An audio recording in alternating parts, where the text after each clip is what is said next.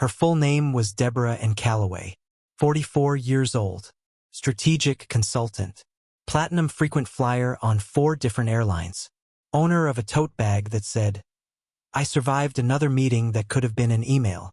She had opinions about everything, and more importantly, she had the voice and the willingness to share those opinions at any volume, in any location, at any time she felt the situation required it. Flight 892 had started the way all transatlantic flights start, with the quiet misery of too many people crammed into a metal tube, the smell of recycled air and lukewarm pretzels, and the collective unspoken agreement that everyone will pretend they are not currently sitting 3 inches from a stranger's elbow for the next 7 hours. Deborah was in seat 14C. Aisle seat. She had specifically requested it. She had also specifically requested a window seat as her backup, had complained when neither of her first 2 choices were available, and had asked the gate agent if it was possible to simply remove someone from 14A so she could have the full row. The gate agent, a 23-year-old named Marcus who was on his 2nd week of the job, had explained quietly that this was not possible. Deborah had taken 14C under protest. For the first 2 hours of the flight, everything was fine. She ordered white wine. She watched half of a movie she had already seen. She typed aggressively on a laptop. The man in 14B, a soft-spoken engineer named Theodore who was flying to London for his daughter's college graduation, had made the tactical error of reclining his seat slightly, and Deborah had spent approximately 45 minutes broadcasting her displeasure through a series of increasingly loud sighs directed at no one in particular. Theodore had eventually returned his seat to the upright position and spent the rest of his time staring at the seatback in front of him, visibly calculating the hours remaining until landing. Then, somewhere over the dark middle of the Atlantic, something happened that would change everything. A man in a pilot's uniform walked out of the cockpit. This was not unusual. Pilots stretch. Pilots use the restroom. Pilots sometimes walk through the cabin on long flights. Every frequent flyer knows this. Theodore knew this. The grandmother in 22F knew this. Even the crying child in 7B, who didn't technically understand aviation protocol, was not alarmed by the sight. But Deborah Calloway watched this man walk out of the cockpit, watched him pause and stretch his back quietly, and something inside her brain fired in a way that it perhaps should not have. She had, over her years of frequent flying, developed what she privately called her airport instincts. These instincts had previously told her that a gate change was discriminatory, that a delay caused by a lightning storm was actually the airline hiding something from passengers, and that a flight attendant who gave her the last bag of pretzels too cheerfully was definitely up to something. Her instincts, in other words, had a complicated track record. But tonight, her instincts were screaming. She watched Commander Hargrove stand in the small galley area, accept a cup of coffee from a flight attendant named Sandra, and say something quietly that made Sandra laugh. And Deborah's mind began to construct, from absolutely nothing, a narrative. His uniform was too neat, too perfect. Real pilots, she was convinced, looked more tired, more rumpled after a long shift. His shoes were polished, and something about polished shoes on a working pilot struck Deborah as suspicious, though she could not have articulated exactly why. He was too calm, too confident. He was standing too still. And, this is the detail she would later repeat to anyone who would listen as though it were the smoking gun, he was not holding any papers. Deborah had once watched a documentary about aviation security. She had absorbed approximately 11 minutes of it before falling asleep. But those 11 minutes had included a segment about security vulnerabilities, and somewhere in the part of her brain that stores incomplete information and mislabels it as expertise, the word impersonation had lodged itself permanently. She turned to Theodore. Theodore was not awake. He had found the piece of sleep somewhere between her 3rd sigh and her 4th pointed comment, wearing the expression of a man who had decided that unconsciousness was the safest available option. She turned to the woman across the aisle. The woman was wearing headphones and watching something on her tablet and did not look up. Deborah sat with her certainty for approximately 12 more minutes. She watched Commander Hargrove finish his coffee. She watched him sign something on a tablet that Sandra held out to him. She interpreted this somehow as further evidence of wrongdoing. And then Commander Hargrove turned to go back to the cockpit, and his path took him directly past seat 14C. For 1 second, they were level with each other. His eyes met hers. He gave the small, professional nod that pilots give to passengers when they make eye contact in the cabin. A simple, practiced courtesy. A nod that said, "We are fine, the flight is fine. Enjoy your evening." Deborah Calloway interpreted this nod as guilt. She stood up. "Excuse me," she said, loudly enough that the 3 rows around her stirred from half-sleep. "Excuse me. I need to ask you something." Commander Hargrove stopped, turned, looked at her with that unsettling patience. "Of course," he said, quietly, professionally. "Can I see your identification?" A pause. Not a long one, just long enough for the air around them to shift, for Sandra standing 6 feet away to go very, very still, for the co-pilot halfway back to the cockpit to turn his head slowly. "I'm sorry," Commander Hargrove said. "Your identification," Deborah repeated, louder now, because volume had always been her most effective tool, and she saw no reason to stop using it. "Your pilot's license. Your credentials. I want to see them, because I do not think you are actually the pilot of this plane." The silence that followed was the loudest silence Flight 892 had ever produced. The thing about a confined space is that there is nowhere for a moment to go. On the ground, when something uncomfortable happens, an argument in a restaurant or a confrontation at a store, people can leave. They can create distance. The moment dissipates into open air and eventually becomes a story someone tells at a dinner party that on a plane. The moment stays. It sits in the recycled air and it spreads, row by row, like weather moving through a valley. Within 30 seconds of Deborah's demand, half the passengers in economy class were awake. Within 60 seconds, the 3 business class passengers nearest the curtain had pulled it aside to look. Within 90 seconds, a man in row 18 named Craig had gotten out his phone to record, and a woman in row 9 had already texted her husband on the ground to say that something was happening on the plane. She wasn't sure what, possibly something serious. Commander William Hargrove stood perfectly still through all of this, that he was 61 years old. He had been flying since he was 19. He had logged more hours in the air than most people spend awake across an entire lifetime. He had been through 3 emergency landings, 2 near misses at 30,000 feet, and 1 catastrophic engine failure over the Pacific that he handled with such precision that the incident report became required reading at 4 different aviation academies. He had faced congressional committees and testified before the full FAA board. He had been the subject of a 60-minute documentary with 17 million views on YouTube. He had shaken hands with 3 sitting presidents. None of that had prepared him for Deborah Calloway. Not because she was threatening or dangerous, but because in all his years of aviation, in every emergency and every genuine life or death crisis, he had never encountered a situation where the most appropriate response was simply to stand in an aisle and wait for a woman to finish being wrong.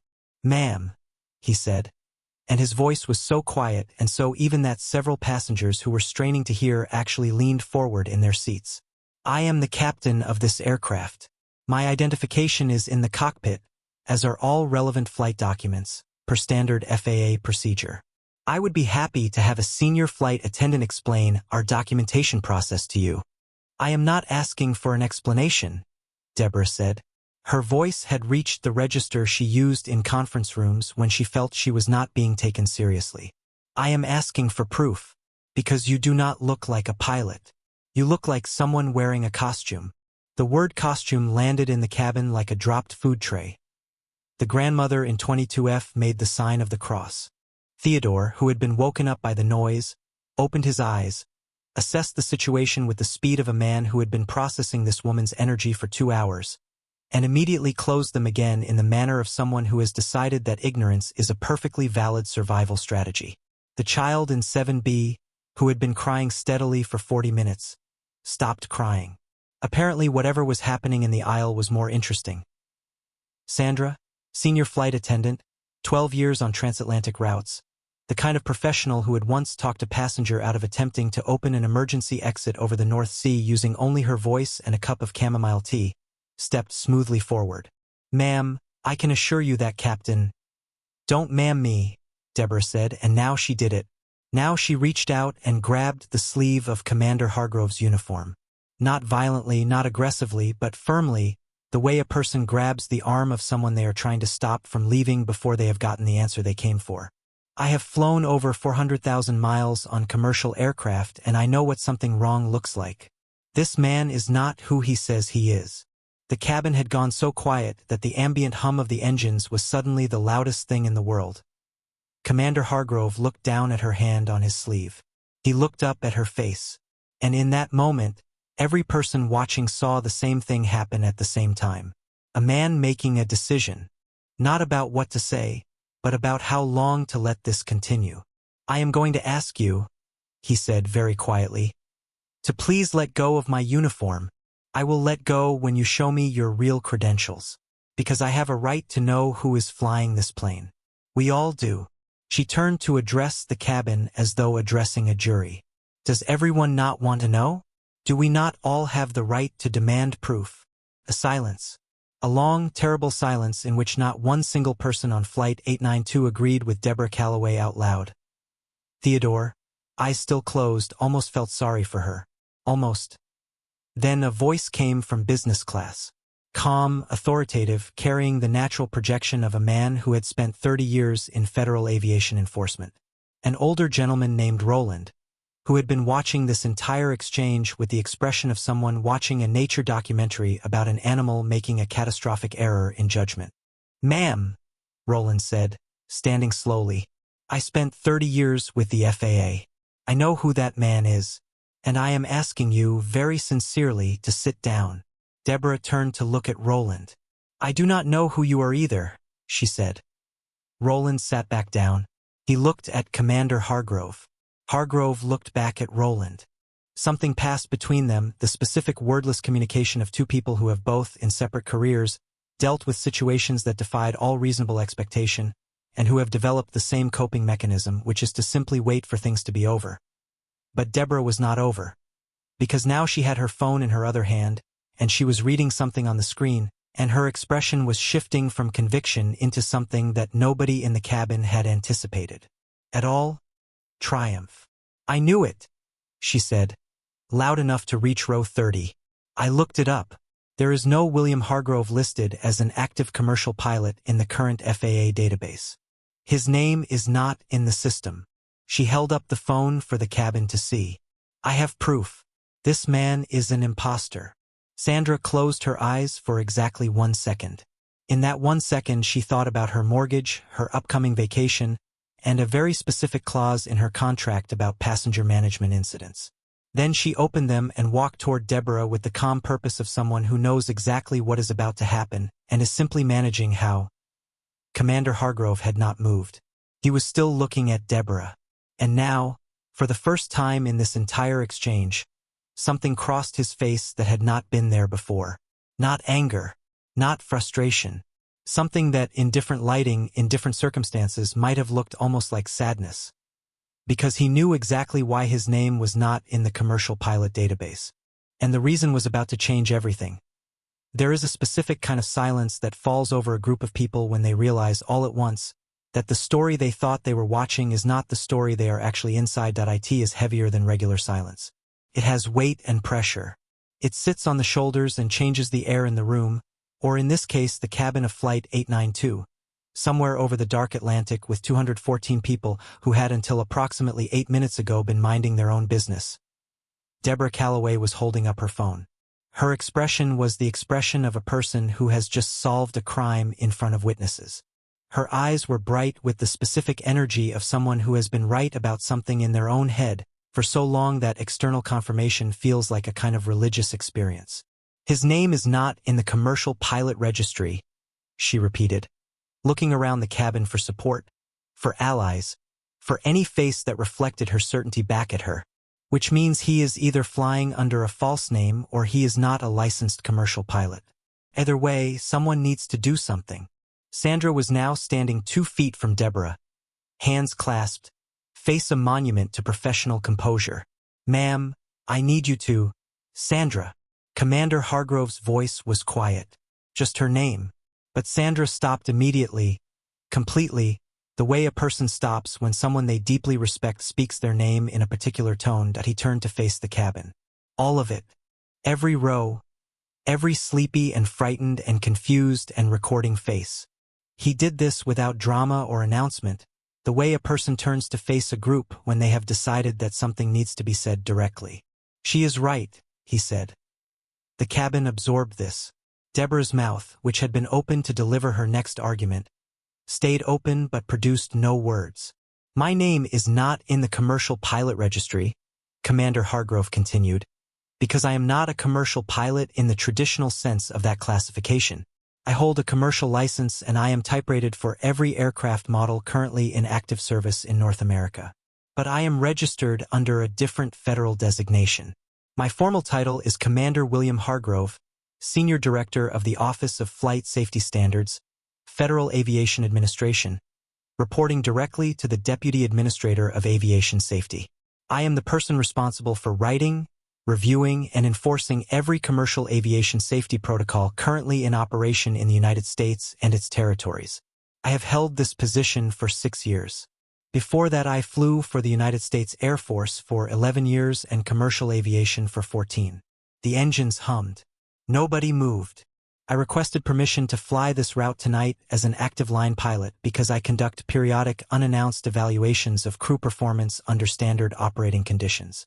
It is one of the ways I ensure that what I write on paper actually functions in the air.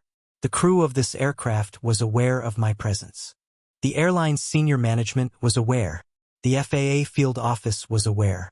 The only people not informed were the passengers, deliberately, because an unannounced evaluation is only valid if conditions are genuine. He looked at Deborah, directly, without cruelty. Your concern for safety is, and I want to say this sincerely, not entirely misplaced. The instinct to question, to verify, to demand accountability when something feels wrong is a healthy instinct. Aviation is safer today than at any point in human history, and a meaningful part of the reason for that is because people, passengers, crew, engineers, regulators, ask questions. Deborah's phone hand had lowered. The triumph had drained completely from her face, and what was replacing it was something more complicated. Something she would spend several weeks trying to name. However, Commander Hargrove said, and his voice remained utterly, perfectly even, grabbing a crew member's uniform, publicly accusing them of impersonation, and refusing multiple requests to stand down have consequences. Not because I am personally sensitive to them, but because those behaviors undermine the authority structures that keep 214 people alive at 37,000 feet. The crew of this aircraft performs their job in part because passengers trust their judgment. When that trust is publicly dismantled based on incomplete information, it creates risk. Real, measurable risk. The kind I have spent 32 years of my career trying to eliminate. He turned to Sandra. Please return to your station. I will be back in the cockpit in 3 minutes. Sandra nodded once and moved. Her face still revealed nothing, which was a professional achievement that deserved its own industry award. Commander Hargrove turned back to Deborah. Around them, 214 people held their breath as one. Ma'am, please sit down. We have approximately 3 hours and 40 minutes remaining in this flight. When we land at Heathrow, there will be representatives from the airline, the FAA, and British aviation authorities waiting to take statements regarding this incident. That is standard protocol for any in-flight disturbance involving crew. You are free to share your account. So is everyone else on this aircraft. He let that sentence settle for exactly 1 second. I would suggest using the remaining flight time to consider how you would like to tell your story. He turned. He walked to the cockpit door. He opened it with the calm, unhurried certainty of a man who has flown into worse weather than this and landed safely every single time. The door closed behind him with a soft, pressurized click. Then, from somewhere in the back of economy class, someone started clapping. Slowly at first, then faster, then joined by another pair of hands and another, until the entire cabin was applauding and the sound built and rolled forward through every row like a wave, and Deborah Calloway was standing in the aisle with her phone in her hand in the exact center of all of it. Completely alone, Theodore, in the seat directly beside her, opened his eyes, looked at her. Then, with the quiet dignity of a man who had endured a great deal for one transatlantic evening, he reclined his seat all the way back and closed his eyes again. What happens to a person in the hours after a moment like that? This is not a question most stories bother to ask. Most stories end at the climax, at the revelation, the confrontation, the moment where consequence arrives, and they leave everyone involved frozen there permanently in their best or worst moment. But people do not work that way. The flight keeps flying. The engines keep humming. And the 3 hours and 40 minutes between Deborah Calloway's humiliation and the wheels of Flight 892 touching English soil were, in many ways, the most important part of this entire story. She sat in 14C. She did not order anything else to drink. She did not type on her laptop.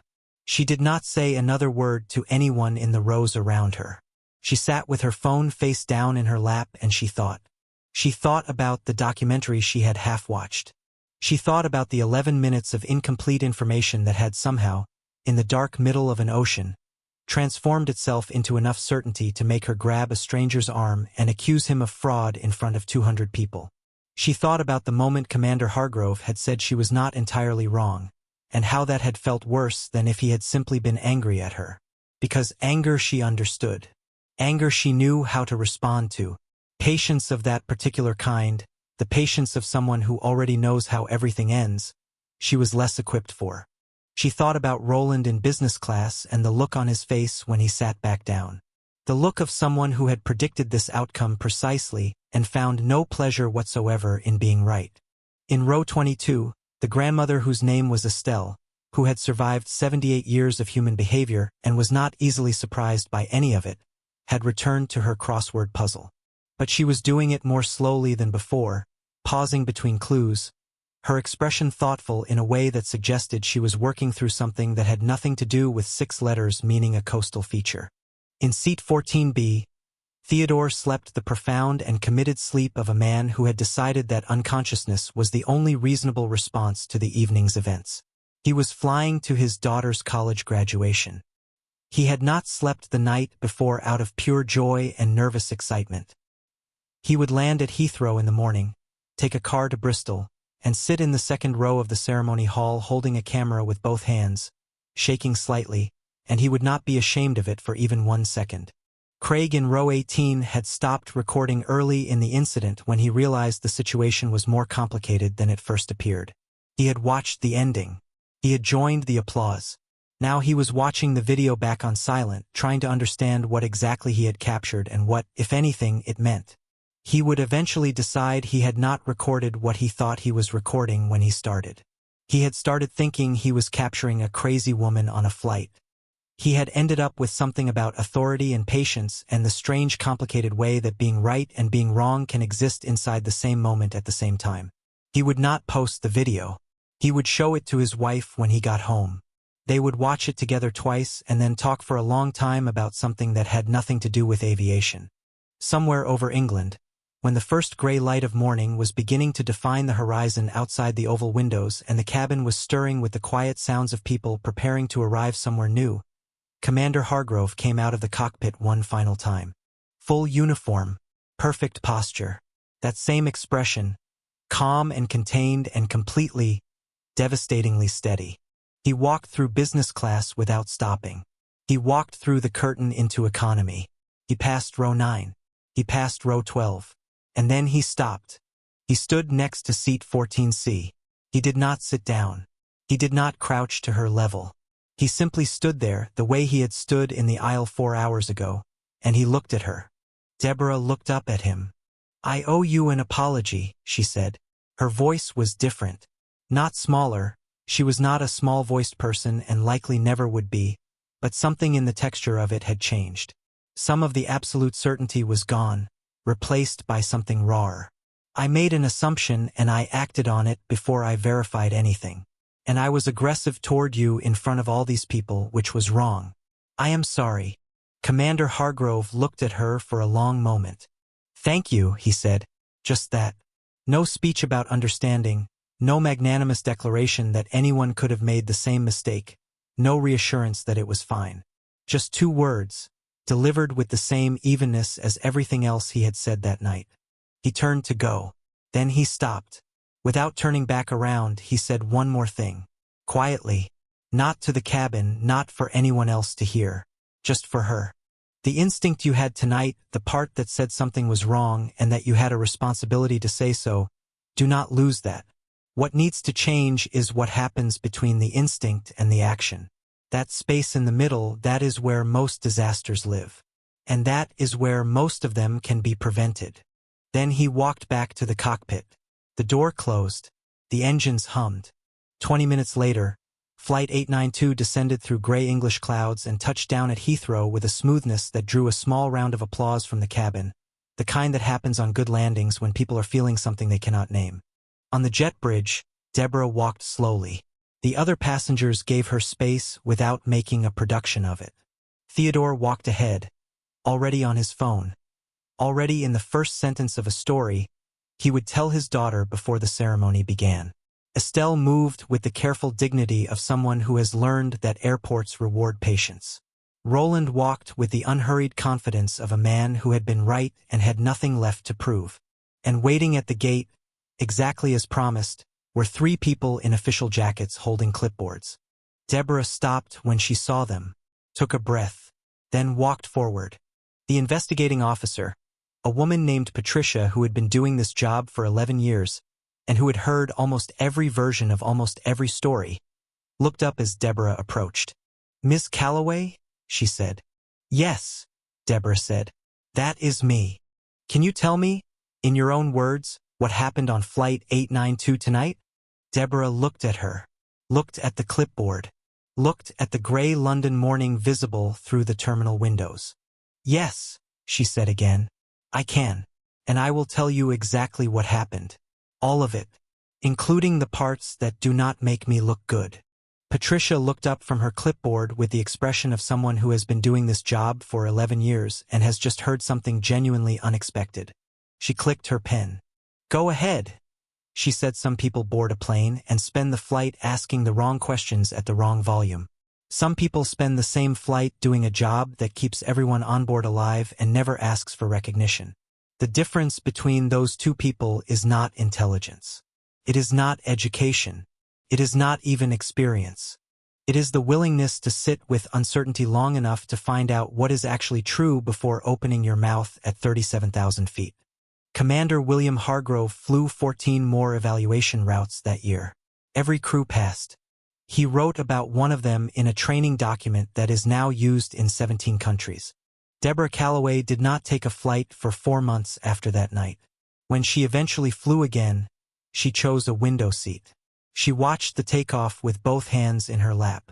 She did not write a TripAdvisor review. That, in the end, might be the whole story. If you watched until this moment, you already know why. Subscribe so you never miss the next one.